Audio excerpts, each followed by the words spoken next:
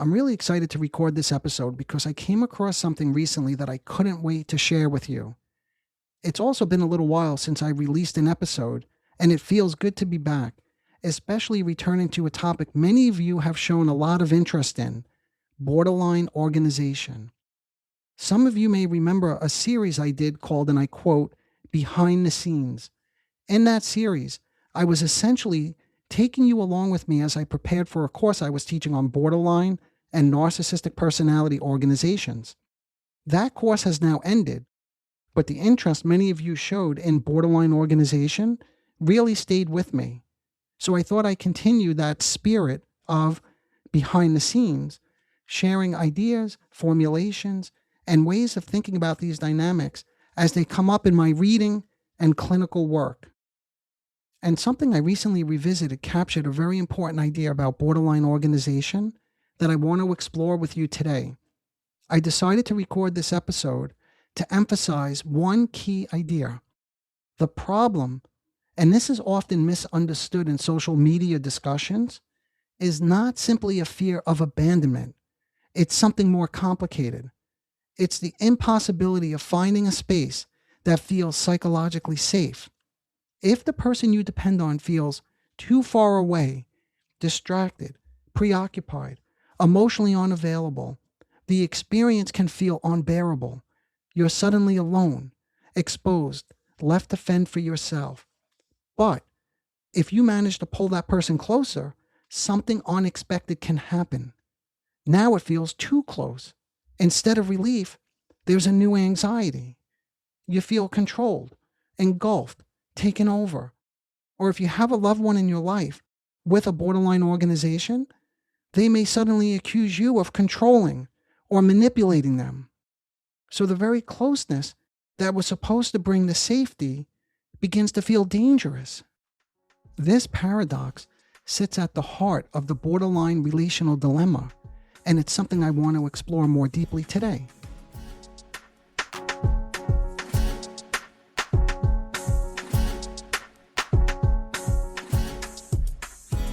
Hello everyone, welcome to the Narcissism Decoder. I'm your host, Dr. Anthony Mazzella. In today's episode, I want to share something I recently came across in the psychoanalytic literature that really caught my attention. It's a metaphor that beautifully captures a dynamic I've been describing in several recent episodes on borderline organization. When I read it, it felt like one of those moments where a complex interpersonal experience suddenly becomes clearer, almost as if someone found the exact language to describe something we see all the time in relationships, but don't always fully understand. So today, I want to introduce that metaphor and use it to explore a central paradox in borderline organization: the desperate need for closeness and, at the same time, the terror of it. The metaphor comes from a renowned psychoanalyst named Herbert Rey, who was writing about borderline organization.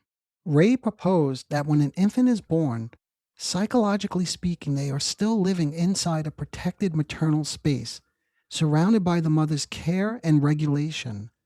Development does not begin with immediate psychological separateness.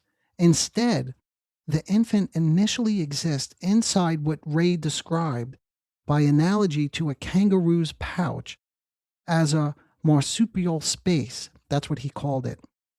If things go well in early development, gradually a kind of psychological birth occurs, where the child begins to differentiate their own personal mental space from the maternal space. This idea fits closely with what psychoanalyst Donald Winnicott described in his work on, and I quote, good enough mothering. Winnicott emphasized that in early development, the infant is held within a kind of psychological environment created by the caregiver. If you're familiar with his idea, and I quote, transitional space, or what he called the infant's experience of, and I quote again, going on being, the child is gradually able to develop a sense of self within a protected relational environment where their internal experience can unfold without overwhelming intrusion. That's the key point. without overwhelming intrusion. When caregiving is sufficiently attuned, the child slowly develops their own psychological space. But when there is not, and again I quote, good enough mothering, when there are repeated intrusions, disruptions, or failures of emotional containment, think about someone who grows up with a depressed or alcoholic caregiver or in a chaotic home, for instance. That transitional space, that marsupial space, I'm quoting Rey, can become unstable or prematurely disrupted. In Rey's formulation, the borderline person often feels as if they have been prematurely, even in a cruel way, pushed out of this maternal space and are left trying to regain their right to reside there. In other words, the goal is to get back into that space. Instead of a gradual transition into separateness, the experience is more like a sudden expulsion. They are pushed out prematurely. Separation is then experienced not as a normal developmental step, but as a kind of psychological catastrophe. So separation is catastrophic. It can feel like being expelled from a protected interior space into emotional coldness and deprivation, as if one has been pushed out prematurely into starvation, loneliness, and unbearable exposure.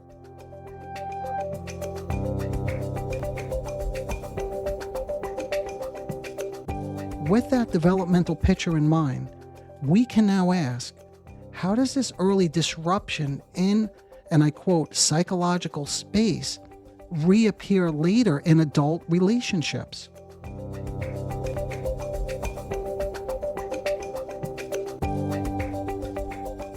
So, we are now thinking about how does this early disruption in psychological space reappear later in adult relationships? As I have learned in my work with these individuals, that the internal experience can sound something like this, and I'm quoting, if I'm pushed out of this space, or even if I begin to move forward and progress in my life, I'll end up completely alone. There'll be no one there for me. If that's not yet clear, let's keep going. Let's think about how this early disruption in psychological space plays out in everyday relationships. This can show up as an intense pull toward closeness, a wish to be taken care of, guided, reassured, or emotionally held. But here is where the paradox begins. Once you succeed in pulling the other person close enough to recreate that sense of protection, something else often happens. Now, the closeness begins to feel dangerous. You may suddenly feel controlled, invaded, taken over, even trapped, as if your freedom or mental space has been compromised. Rey describes this as the claustro-agoraphobic dilemma, something in earlier episodes I called the need-fear dilemma. In other words, too much distance feels like you're all alone or you're exposed. Too much closeness feels like engulfment and loss of freedom. So, what you constantly feel, or perhaps see in a loved one, is an oscillation between the two and an inability to find a place where you truly feel safe and secure. In a prior episode in the Borderline series, I described some of the relational patterns that often appear in this dynamic. A quick emotional attachment, an urgent need for reassurance, demands for guidance, the expectation that the other person will somehow, and I quote, take care of everything, or will take care of me. And what I often see is that there's an intense difficulty saying no to a loved one. It can feel as if you must drop everything and always be there when they need you in order to not disrupt the fragile sense of protected relational space, what Rey described metaphorically as the marsupial space, because any distance can either trigger the fear of or actually feel like being pushed out of it once again. So in other words, let me say that slightly differently. It's hard to say no to a loved one because you become terrified that you're going to either lose them, right? That's the fear, or that it feels like you actually have lost them if you're not there with them by their side. But now, with this new image in mind of the marsupial space, a psychologically protected relational environment in early life, similar to how a baby kangaroo lives inside the pouch of its mother, I hope you can see these clinging and demanding behaviors a little differently. Instead of immediately viewing them as aggressive, intrusive, or frustrating, or concluding that something is wrong with you, we can begin to understand the intense clinging and rapid involvement as an attempt to enter a protected relational environment where your feelings are regulated by the other and where you can exist without having to manage overwhelming emotional states alone, all alone. In other words, when you find yourself rushing intimacy or feeling distressed when your partner wants to go out with friends, go on a trip, do anything that's separate from you, something deeper may be operating beneath the surface. That something deeper is unconsciously the other person is being pressured or asked to become the pouch again, the perfectly reliable caregiver, the one who's always there, reassuring you, the one who never lets you feel expelled or alone.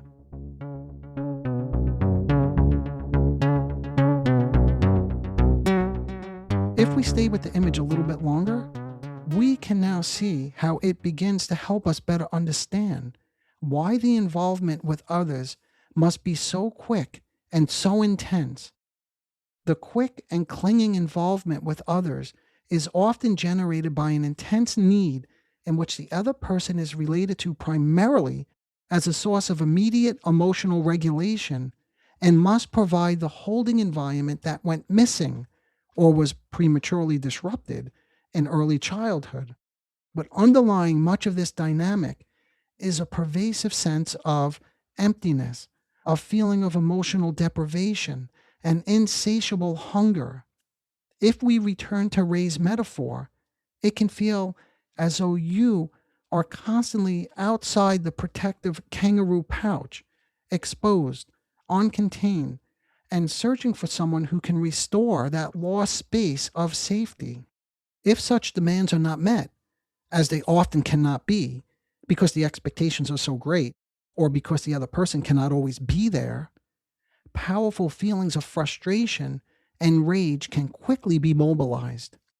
The rage often carries with it fears of retaliation from the very person who you hoped would provide the protection.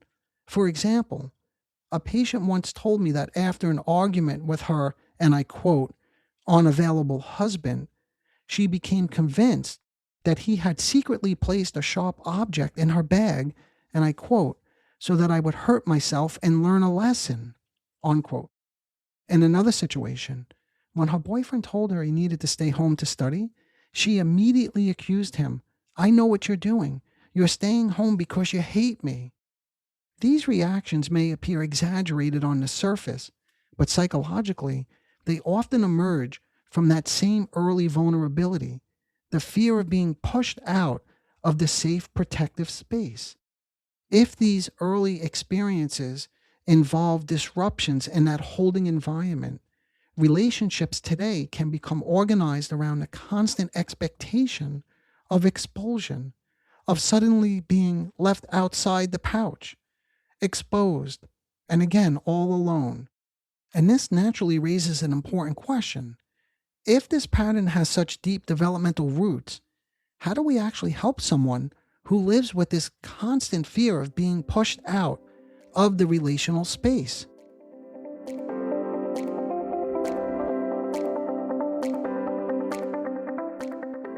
In terms of helping someone, from a psychodynamic perspective, the therapeutic work is not simply about correcting the clinging, demanding, and angry outburst when a loved one is not present.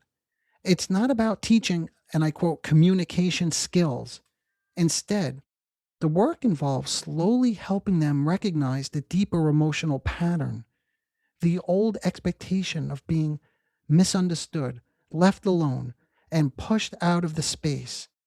In treatment, these fears almost always appear inside the therapy relationship itself. The patient may feel that I am rejecting them or secretly wishing to get rid of them. Rather than correcting the patient too quickly, the psychodynamic task is to explore these experiences together so that the underlying fear of expulsion can gradually become conscious and thinkable and worked through. Over time, in part, therapy creates something that may have been unstable earlier in life, a relationship where the person can feel emotionally held without needing to cling desperately, and where frustration or misunderstanding does not automatically mean expulsion. In this way, I become, temporarily, a more reliable holding environment, back to Winnicott's term. A relationship where closeness does not lead to engulfment and distance does not mean abandonment. In other words, part of the therapeutic task is helping the patient gradually develop the internal psychological space that once had to be sought so urgently from others. Instead of needing another person to constantly regulate their feelings, to reassure them, calm them, or restore a sense of safety, the person slowly begins to develop the capacity to hold their own emotional experience in mind without immediately feeling expelled.